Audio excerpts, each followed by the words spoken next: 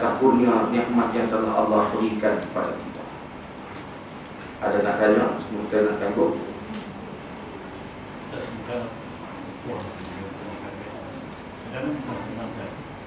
Sebagai dunia dia kadang-kadang dari sudut lain pun kejap kena kejahilan kita selalu tunjuk, tapi dia tak mahu datang, tapi kita tak ada apa kan, jadi dia pergi dulu untuk apa, payah susah lagi, payah nak datang sama ada dia sepupu ke adik-adik dia. Itulah peranan orang-orang tua ni, peranan orang-orang lama ni. Dia nak kena ambil cakna sama lah, cerita lah tak beradik ni. Cerita pun tak apa dah, kalau tak pi pun kurang-kurang nanti cerita lah. Ni di Kedah ada seorang apa sepupu ayah duduk di Pendang, sekian-sekian kampung, lama dah tak pi. Itu makluman nampak lah. Cerita. Tak pi pun tak apa dah, sekurang-kurangnya kita tahu saudara mara kita ada di sana. Kalau berpeluang kita dapat jalinkan ukhuwah dengan lebih rapat. Tak ada peluang pun dengan cerita pun sekurang-kurangnya kita dah ada nilai ukhuwah itu. Ambil tahu. Ni peranan apa? Mak ayah kan ni. Peranan Tok Wan cerita. Di taman ni untuk maklumat apa, aku ada seorang sepupu. Duduk belakang hujung sana. Mungkin apa tak kenal kot. Aku pun lupa nak cerita. Anak-anak tanya, siapa tu di ujung tu? Habis bertabak di ujung tu. Oi, siapa dia lah tu? Dia tu sepupu aku. Misal kata, baru kenal. Cerita. Jangan pula kita pergi kedai Pak Long tu, bertabak tu. Saya ni baru tahu semalam ni. Pak Long ni ada pak menekan saya, pak menekan pupu ni bertabak ni free je.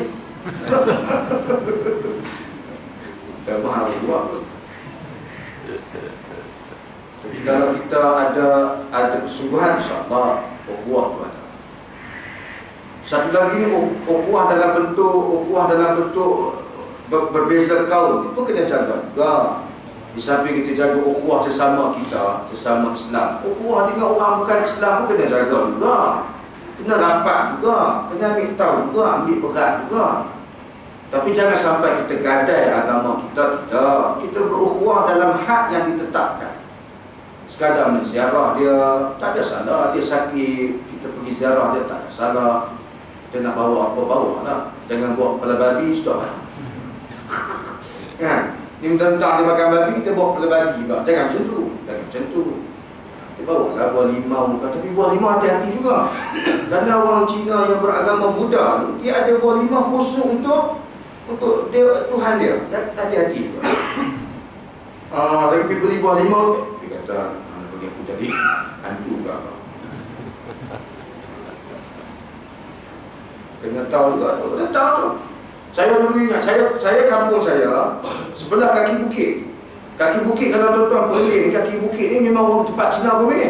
Orang bagi Cina komen ni. Ada gua kelam situ. Situ ada jerak Cina, jerak kubur Cina. Kubur Cina Buddha ni. Kubur Cina Buddha biasa simpan tanam situ. Orang bagi jerak lah. Duk lalu, duk nampak kuih koci. Saya duk nampak kuih koci. Kuih koci, buah limau, buah apple. Kebetulan tanya satu orang tu, Acong, pasal apa tak kuih koci? Dia kata, waktu mati ni, nanti ada malaikat turun nak tanya ni, si mati ni. Nampak tak? Malaikat turun nak tanya si mati. Jadi bila dia dah tanya, dia nak makan dulu. Jadi dia akan makan kuih koci ni. Kuih koci kan lembek liat. Dia kata bila malaikat ni makan kuih koci ni, mulut dia lihat ada dekat kuih koci ni, tak ada ditanya naik atas balik. Dia kan dia jawab macam tu. Dia jawab macam tu. Wallahu a'lam, dia bohong saya tak tahu lah. Wallahu a'lam. Tapi macam tu lah kita. Tanya kata dia pun tak pergi kan. Dia bohong kita kata apa. Dalam keadaan suasana sekarang dan juga macam zaman saya orang tua saya orang yang basikal jadi rumah tu sejaga lah. Jadi kita sampai satu ni kenal saja.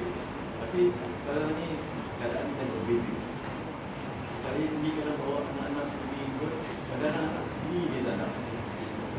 Dia tak dapat, dia tak dapat masalah. Dia lebih mesra dengan kawan dia daripada dia ada saudara mara dia. Itulah anak-anak kita sekarang.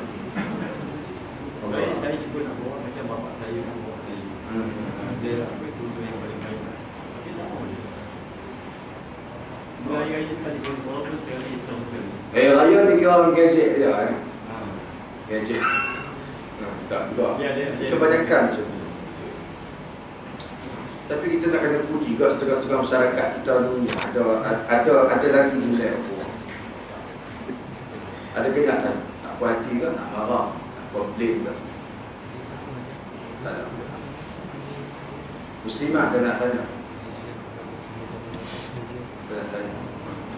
Betul. Saya cerita sikit kat tuan-tuan pasal merdeka di Singapura sama merdeka macam kita juga, Haji. Minggu lepas saya pergi kuliah di Singapura. Di Singapura dia sambut merdeka dengan majlis keagamaan, baca Yasin dan sebagainya lah. Dia tak ada kunjai-kunjai ni, dia tak ada. Itu cerita non-Muslim.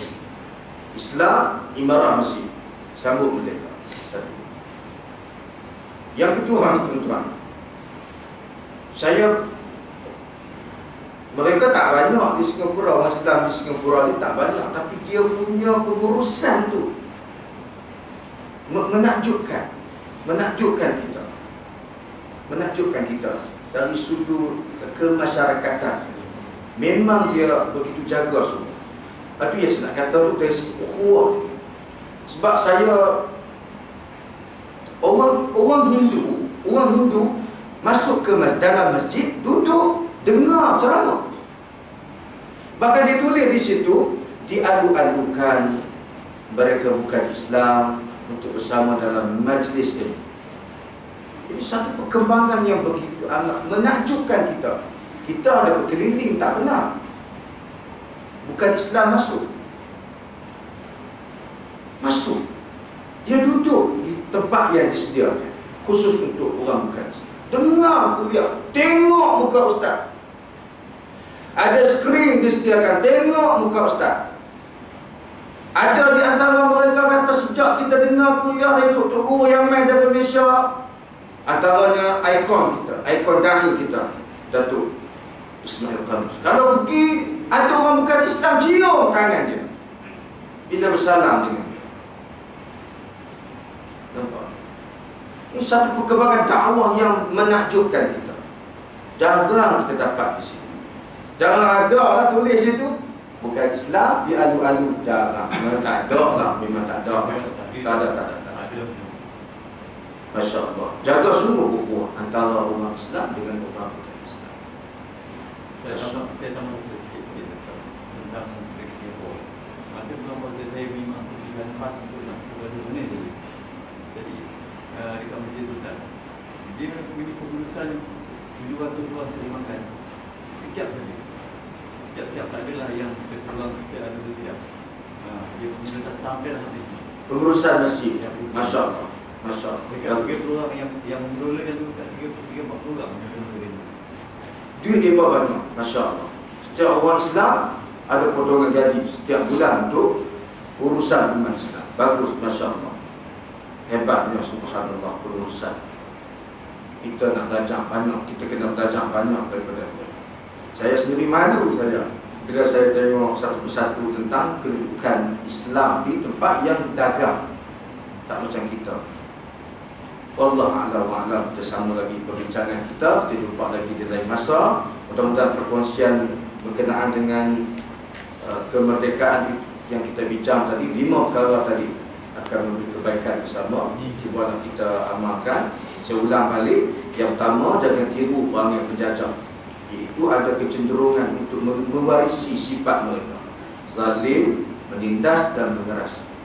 Kedua, pengisian yang kedua dalam kemerdekaan kita sampai bila-bila bantras gejala muka dan maksiat. Ketiga, kita nak kena urus takbir negara kita mengikut acuan aliran pegangan agama kita. Keempat, kita nak kena bentuk dan bina kekuatan berpandukan akidah Islamiyah yang sebenar dan ukhuwah Islamiyah yang betul. Dan yang kelima, syukurlah kepada Allah Subhanahu wa ta'ala di atas kurnia yang telah Allah berikan pada kita. Wallahu a'lam wa a'lam. Subhanakallahumma wa bihamdika asyhadu an la ilaha illa anta astaghfiruka wa atubu ilaik. Bismillahirrahmanirrahim. Wal 'asri innal insana lafi khusr illa alladhina amanu wa 'amilus shalihat wa tawassaw bil haqq wa tawassaw bis sabr. Assalamualaikum warahmatullahi wabarakatuh. Waalaikumsalam. Takbir. Allahu Akbar.